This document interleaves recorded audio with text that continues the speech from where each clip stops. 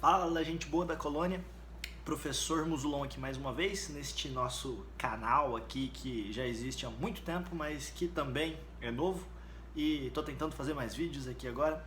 Vem aí mais uma dica de história então, dica número 7. Nessa dica eu vou apresentar aqui um pouco, vou fazer uma digressão, um pouco de reflexão sobre o conceito de política. Então, o que é a política? Política é uma palavra muito difícil da gente definir, ela é polissêmica, tem muitos significados, muitos sentidos. Do mesmo jeito que é difícil a gente definir o que é liberdade ou o que é felicidade, mas quando a gente então se depara com algo difícil de definir, a gente vai fazer um apanhado histórico. Afinal de contas, tem um momento em que a palavra política surgiu. E se a gente partir de lá para cá, seguindo aí uma espécie de fio condutor, pode ser que então a gente consiga chegar a um entendimento, né? Então, política, ela é derivada da polis. Polis é a cidade lá da antiga Grécia, da antiga Hélade. Hélade é o nome da região lá da antiga Grécia, que fica hoje ali na península do Peloponeso e naquela parte ali do Mar Egeu e do Mar Jônio. Então, naquela região tinham as cidades, que a gente chama aí normalmente de cidade-estado.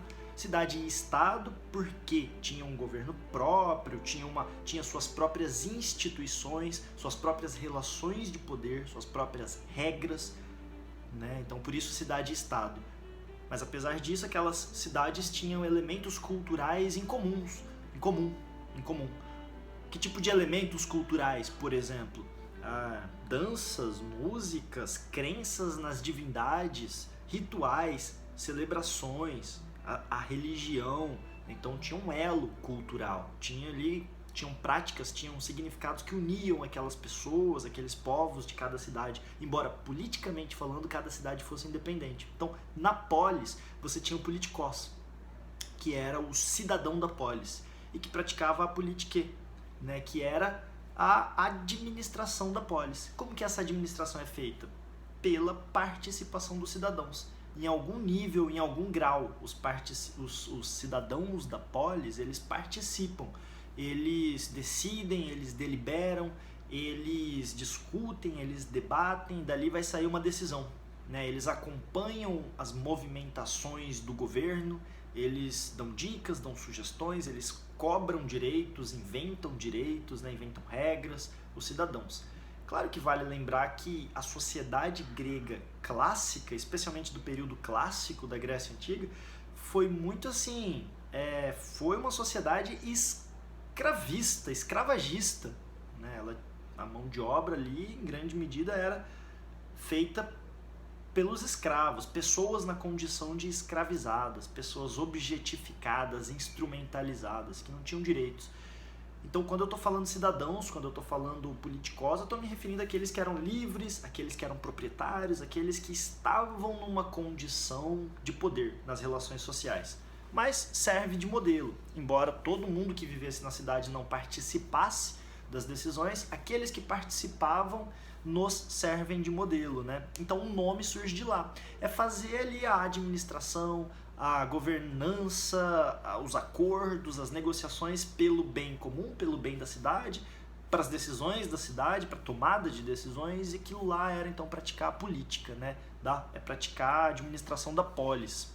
O exemplo assim clássico da Grécia clássica, o modelo que dá para apresentar nesse momento assim que pode aflorar na mente, que talvez vocês aí já tenham ouvido, é de Atenas. A Atenas do período clássico da Grécia. Então, que período é esse, né? Século VI, século V antes de Cristo aí mais ou menos, né? O período clássico da Grécia.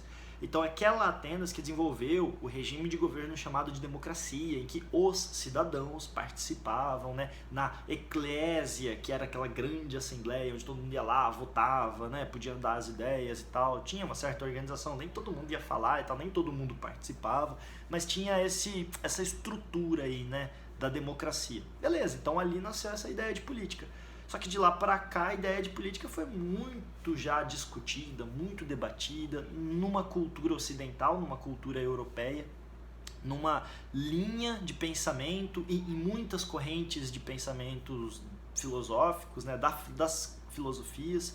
Então a política já foi muito discutida e debatida nos últimos 2000 anos, por assim dizer. Então você observa que não tem o significado, aquele sentido, na verdade, amplo da Grécia Antiga, ele está aí ainda até hoje, mas ele tem detalhes, ele tem pormenores diferentes, né?